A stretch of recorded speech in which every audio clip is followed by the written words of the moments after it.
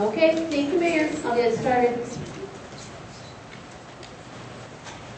Good evening, Fort Collins. Welcome to the regular meeting of the Fort Collins City Council. It's April 15, 2014. Have you paid your taxes? I guess that doesn't matter, we file. We aren't accepting them here. Let's just begin this evening with the Pledge of Allegiance. I pledge allegiance to the flag of the United States of America and to the republic for which it stands, one nation, under God, indivisible, with liberty and justice for all. We begin this evening with citizen participation. This is an opportunity set aside for citizens to address City Council on items of interest or general concern. My name is John Wines. I'm a resident of Larimer County. I have a degree in wildlife biology from the College of Forestry and Natural Resources at CSU. The fact that I have a degree in a scientific field is relevant to my comments this evening. Due to the fact that my vision is impaired, the ADA provides legal protection, which allows me to have someone else read the remainder of my comments this evening. There are hundreds of scientific studies about smart meters and the associated dangers to our health and quality of life. The ACLU has become involved in the smart meters issues in other states because of the legal problems and privacy issues. Our focus tonight is on smart meters, evidence, science, and ultimately the truth of the matter. The reason these facts are important to all of you up there on that stage will become obvious as we progress. First, a quick review of the value of science. Nobel Prize winner and mathematician Bertrand Russell says, when you are studying any matter or considering any philosophy, ask yourself, what are the facts and what is the truth? Astrophysicist Carl Sagan says, science is more than a body of knowledge. It's a way of thinking, a way of skeptically interrogating the universe. If we are not able to ask skeptical questions, to be skeptical of authority, then we are up for grabs. Quantum physicist Richard Feynman says, science replaces public or private prejudice with publicly verifiable evidence. Of course, science is not all that matters in life. Human kindness and authentic care for our universe are equally important. That is the end of John Wine's comments. Thank you. Good evening, I'm Jenny Bradley. I live in Fort Collins. After the smart meters and towers and antenna were installed in my neighborhood, I began to experience extreme headaches, insomnia, heart palpitations, constant ringing in my ears, fatigue, and chest pain. I'm currently under a physician's care for these medical issues. My medical doctor agrees that these symptoms are a result of electrohypersensitivity. My name is Pamela, and I'm a resident of Larimer County. In 1995, the National Institute of Health published scientific study results in peer-reviewed journal articles that proved that fluoride damaged our brains, bodies, and teeth. Just this year, the Lancet Neurology Journal published a study citing fluoride as a neurotoxin. Scientists know that fluoride damages our brains, our bodies, and our teeth. The fluoride industry has known that for decades. The people who have been diligently speaking the truth about the damage that fluoride causes have been classified as some kind of conspiracy theory kooks. Remember the difference between a conspiracy and a conspiracy theory? We've covered that topic a number of times in these chambers. There has been a conspiracy by the fluoride industry and the government to add a known neurotoxin to our water. That is not a theory. A whole bunch of scientists have just confirmed that using the most respected medical journal on the planet. So what good is science if you ignore the truth it reveals? The truth is when you ignore science, as in the case of fluoride, and now in the case of smart meters, everybody gets hurt. Motorola, the wireless industry giant, paid for a scientific study to be executed at the University of Colorado. When the scientists presented their findings to Motorola executives, that company decided it wasn't a good idea to allow the CU scientists to publish the results. Do you know why? The results of that study would have impacted Motorola's primary objective to make a profit. It is interesting to note that Motorola pressured the scientists to refrain from publishing their findings. Motorola gave the University of Colorado a major financial donation. My name is John Evans. I live in Laramie County.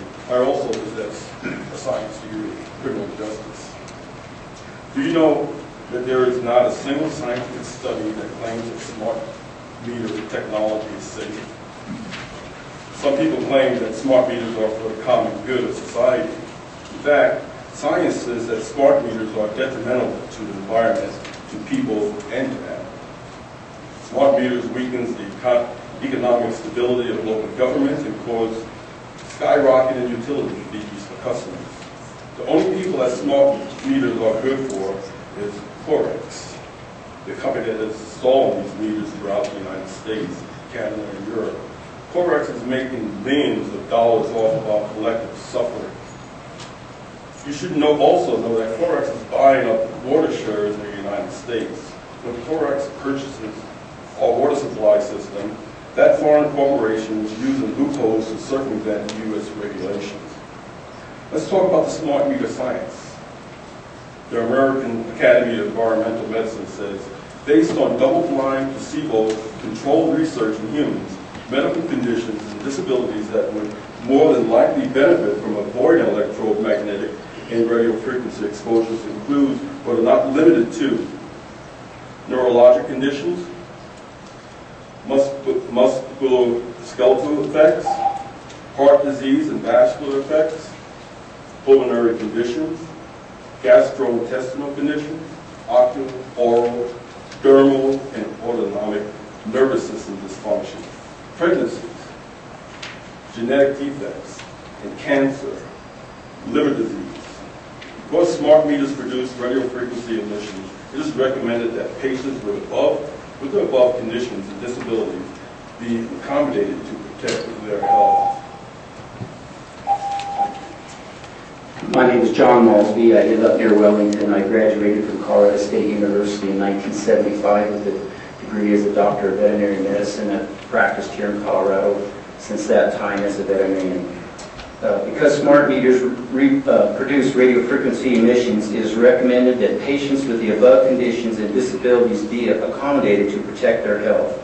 That scientific study is published in a 1991 issue of the Journal of Bioelectricity. Scientists knew more than 20 years ago that EM and RF exposure was harmful to us, but the industry is still claiming that smart meters are safe. The Journal of the American Medical Association published a study in 2011 by Dr. Nora Volkow, director of the National Institute on Drug Abuse. Dr. Volkow says the study is important because it documents that the human brain is sensitive to electromagnetic radiation. Dr. Ronald M. Powell has a PhD in applied physics from Harvard University. He wrote an article called Biological Effects from RF Radiation at Low Intensity Exposure based on the BioInitiative 2012 report and the implications for smart meters and smart appliances. Dr. Powell's findings were presented to the Federal Communications Commission in August of 2013. Dr. Powell reviewed extensive medical research literature to conclude the following.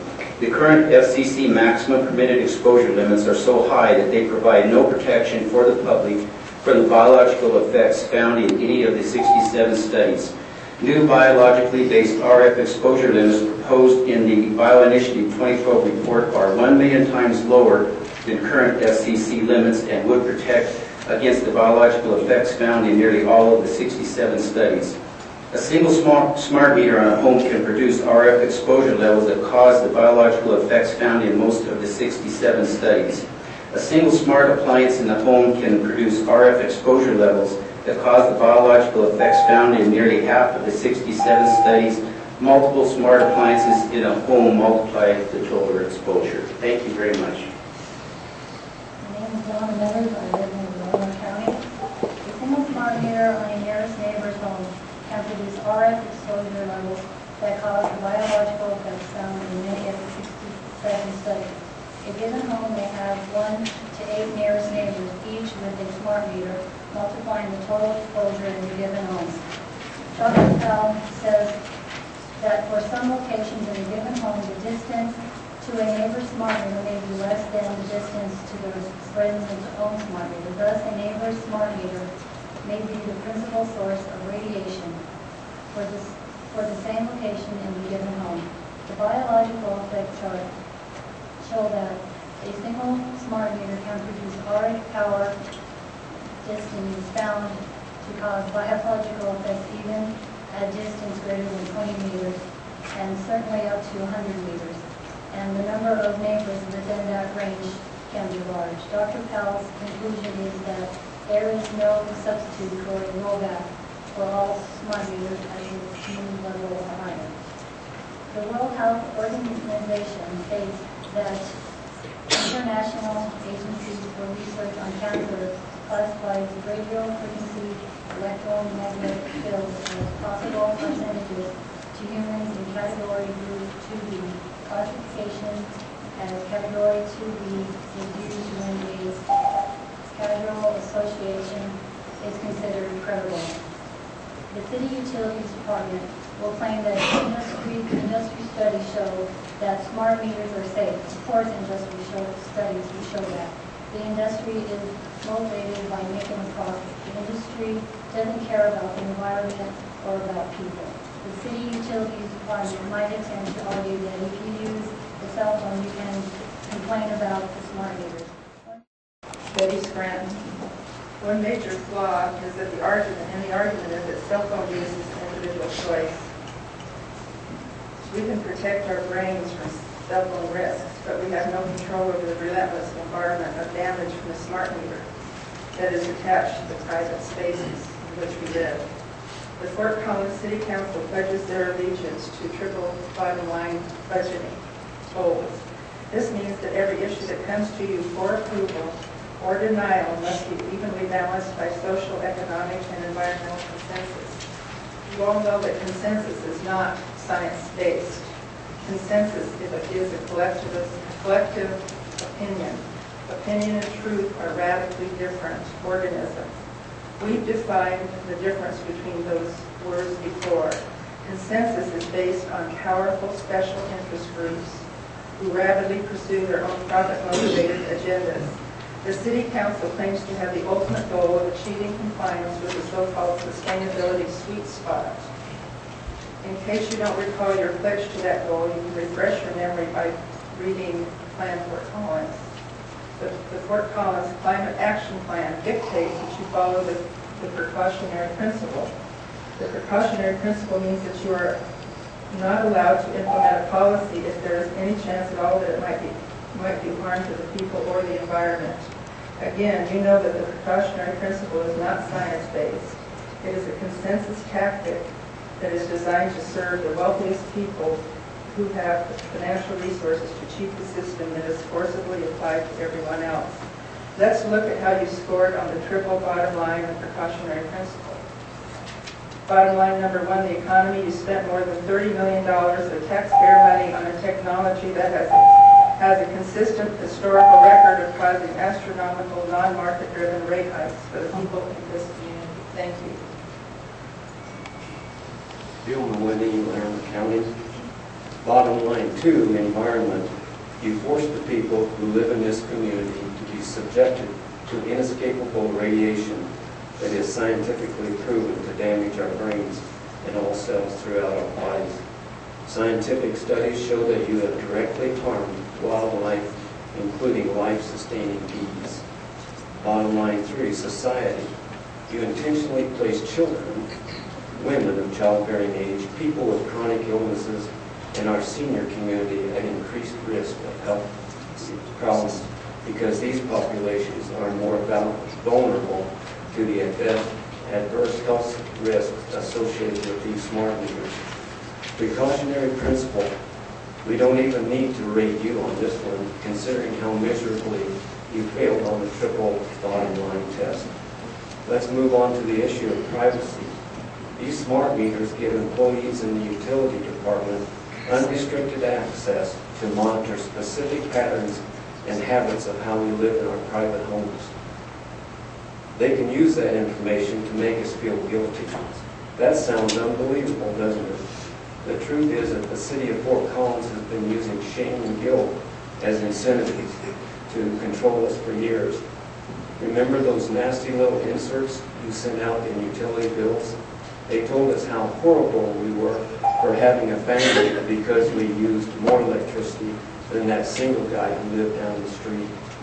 What are the legal issues regarding the invasion of our privacy and forcing these dangerous meters on people? The executive director of the Vermont American Civil Liberties Union, more commonly known as the ACLU, says this. Rick Strand, Laramie County. The ACLU has become increasingly concerned with the personal data, including data about a person's lifestyle or habits. It is collected and stored in the databases, such as the great interest to law enforcement for a variety of reasons. A customer's consent should be required anytime the customer's data is being shared, sold, or given to a third party not performing a primary purpose on behalf of our utility. We believe the system should be opt-in with consent renewal every 2 years. We oppose what amounts to desensitivities in the form of extra fees and customers decide not to opt in. Additionally, extra fees can because of the classes of people who might decline to opt in, lead to unintentional yet still illegal discrimination. The city of Fort Collins promises people that they had a choice. We told them they could keep their analog meters. Bruce Bowden for the record. Analog meters last for decades, and there is no dangerous side effect associated with an analog meter. For the record, those are the ones that spin too. It appears that you knew your promise was bogus when you made it. That's called deceit. Then you threatened the people who believed your promise by claiming you would shut off their power in the middle of the winter. That's extortion. When the people you lied to stood firm on your promise, you brought armed officers to force them to submit. It's called violence. For each person who is here tonight because they are concerned about the health and privacy issues with smart meters, there are thousands more who agree with us. So what are we afraid of? What are we afraid of all these people here tonight? Many of them are afraid of you. They are afraid of the power that the city manager, Darren Adderby, holds over public employees. Thousands of people know what happens to people in the community who ask interrogating questions and develop truth. These acts, the acts of retaliation are epic. The most powerful in this community have taken shocking blows against innocent people and silenced many others who wish to ask logical questions. Just think of the short list of retaliation that has occurred in Fort Collins in recent years. My name is Mary Wallace. I live in Laramie County. Just think of the short list of retaliation that has occurred in Fort Collins in recent years. Timothy Masters, Jaden, Benjamin David Gilmore, and now Virginia Farber. Those people you promised could keep their analog meters have scientific evidence that you are causing them to suffer injuries. Dennis Sumner is on record making statements that appear to show he knows what he is saying is not true. Dennis Sumner forced the installation of a smart meter on Virginia Farber's house, even though he had full knowledge of the emotional, mental, and physical trauma that this actually caused. The city of Fort Collins is acting like an absolute vicious dictator. You're exploiting Virginia Farber's pain and trauma because she lost her son to brain cancer from the same technology that the utility departments swear is safe. Virginia Farber and nearly 300 people in this community followed your procedure for keeping their analog meters. And still, you torment these people by forcing them to place their health at bearable risk. Why are you being so cruel? Science says that smart meters are bad for everyone and that those meters are fatal for others. Ignore the scientists and the doctors and the ACLU for whatever reason you choose. Maybe you feel that you are more important than they are. Maybe you think you are smarter than all the scientists, doctors, and the ACLU. You might try to argue that you didn't know about all this scientific evidence when you inflicted harm upon the entire community. If you try to claim such ignorance, people should be aware that there is a paper trail and video record that proves you did know. What motivates you to hurt people, animals, and the environment? Remember this, your personal opinions do not have alter the truth of the matter. The truth is that smart meters harm the environment, cause utility rates to skyrocket, are proven to be dangerous to all people, and sometimes smart meters are fatal. This is a good time to remind you that you are elected to act as watchdogs for us. Your only duty is to protect our rights. The city of Fort Collins has deceitful, extorted, threatened, and used violence, force against innocent people. I am Stacy Lynn. I am from Larimer County. In the interest of public health and safety and to honor your oath, we are demanding redress of grievances. The Colorado Constitution, the United States Constitution protects us when we do this.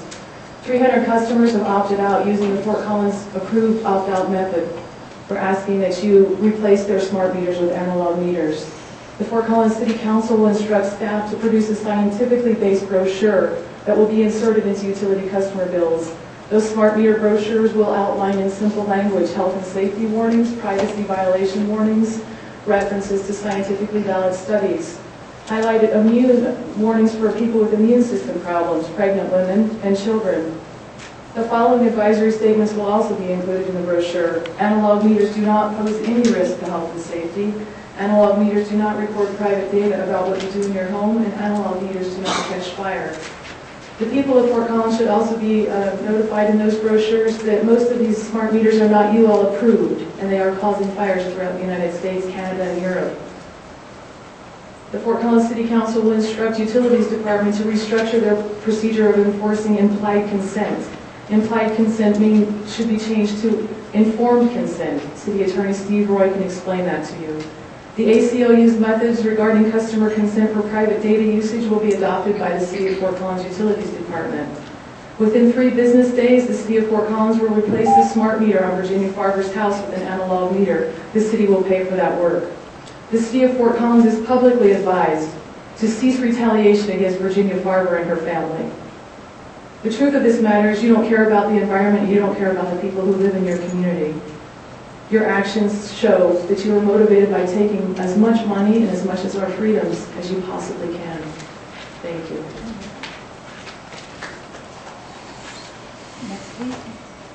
Tom Mitchell, unincorporated Larimer County, civil engineer, commissioned officer, United States Air Force. Madam Mayor, council members, you began tonight's meeting with the Pledge of Allegiance, and in it you pledged liberty and justice for all. Webster's dictionary defines liberty as freedom from slavery, imprisonment, captivity, or any other form of arbitrary control. You've listened tonight to many people who have described the scientifically documented detriments of smart meters, and you are very aware of Virginia Farber's desire to opt out. Yet you've chosen to force her to use an appliance she believes to be unsafe. Isn't that a form of arbitrary control? You have broken your pledge that you gave tonight, that you began tonight's meeting with. You have deprived Virginia of her liberty. Since she has made her wishes to opt out abundantly clear, why is it necessary to have an armed officer accompany the technician during the meter changeout? I'm sure that officer has taken an oath to defend the Constitution and to obey the lawful orders of the officers appointed over her. I would submit that the officer failed miserably in her duties to by following an unlawful order. To threaten Virginia with arrest or bodily harm if she interfered with the placement of a smart meter on her private property is still unlawful in America. Would you like to show me in the Constitution where it says we must accept an appliance on our private property under threat of bodily harm from an armed officer of the government? Let me refresh your memory with some high school history. The people of the colonies were so fed up with the strong-arm tactics and tyrannical rules being implemented by the British government, they finally resorted to armed resistance. Madam Mayor, how far do you think you can continue to push the people? There are still some Americans who will stand up. You're seeing some of them tonight, and we saw them in Clark County, Nevada. You will choose whether to escalate or de-escalate this. To the officers who are doing the bidding of these tyrannical leaders, I ask you to consider your oath and reflect on whether you are following lawful orders when you force the people to take an appliance on their private property. Last week or 2 weeks ago, at the end of public comments, the mayor made some very concerning remarks. Statements like, "We don't hire people who are liars and cheats. They are experts in their fields and giving us the best information available," referring to staff, and telling citizens not to malign staff in the public venue because none of us believe that to be true. Wow, our government is perfect? That is insanely ridiculous. Let me just go through a few examples. We paid Broderick $500,000 to leave town. Was that a bonus because he did such a great job framing an innocent citizen and letting the real murderer live his life in freedom? I hope not. Benjamin Franklin once said, "Freedom of speech is a principal pillar of free government. When the support is taken away, the constitution of a free society is dissolved, and tyranny is erected on its ruins." Another signer of the Declaration of Independence signed much larger than the rest of his friends and said, "There, now my name is in large print so that the king and queen can read it." In that vein, my name is Jonathan Robert Carnahan. The mayor's comments at the last meeting about people not to malign city staff, none of us believe it. While the mayor speaks for the city as the mayor at large, I wonder if she speaks for the rest of you, the other 6 of you, who run in your own districts. This flabbergasted me. I can't even stick to my speech here. It's the last opportunity that many people have after they have written letters and talked to city staff. And when we talk about we don't hire liars, we don't hire cheats. I wonder how Tim Masters feels about that. I wonder how the 2 judges that were prosecutors at the time of that were removed from the bench. Removed from the bench, something that does not happen in America, let alone Colorado, very often. It just absolutely sickens me. In addition to that, the fine people that came out tonight to make a point about the water meters. Here's my concern with the water meters. At the last meeting of the Water Board, an anecdote was offered by Cathal Lieselhans, a board member, that very day, the city called her on her cell phone and said, "You have been using an inordinately high amount of water today. You might want to check your property." She did find a running toilet, which was great for her. What worries me is the city has the ability to monitor my water use minute by minute, day by day, with these meters. Thank you for your time. I doubt that. And then finally, on the topic of the day, on smart meters. And again, I know I heard people say scientific evidence. I just looked on my phone, since you can do this these days, at recent information out. The Health Department of Vermont did an extensive review of the radio frequency issues, etc. And basically, that said again that yes, there may be electromagnetic biological changes that occur in cells, but there is no evidence whatsoever that shows radio frequency has any health issues coming from smart meters or cell phones. Not my information. They recommend this study goes through the National Academy of Sciences, etc. It goes through all sorts of groups, none of which are industry groups. None of them are industry groups. And again, the staff and the council at that time, when they first did it, the council when I was on council did it, has looked at that materials. I've read some of the books that are some of the more popular ones stating the problems with radio frequencies. And those books have some erroneous statements in them. But again, yes, there is scientific evidence that cells change. However, there is no scientific evidence for all the health effects that are inferred from smart meters.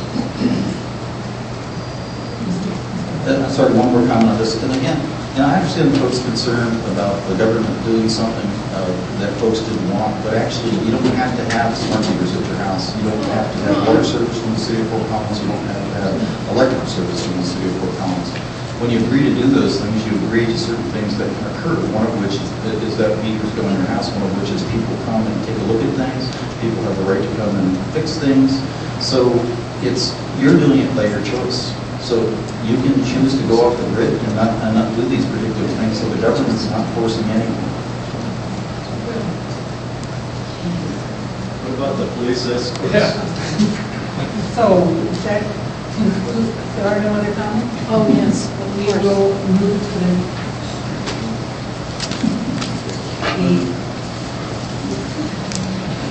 the consent calendar. Yes, I move the adoption of the consent calendar, excluding item number 6, which was postponed to May 6th.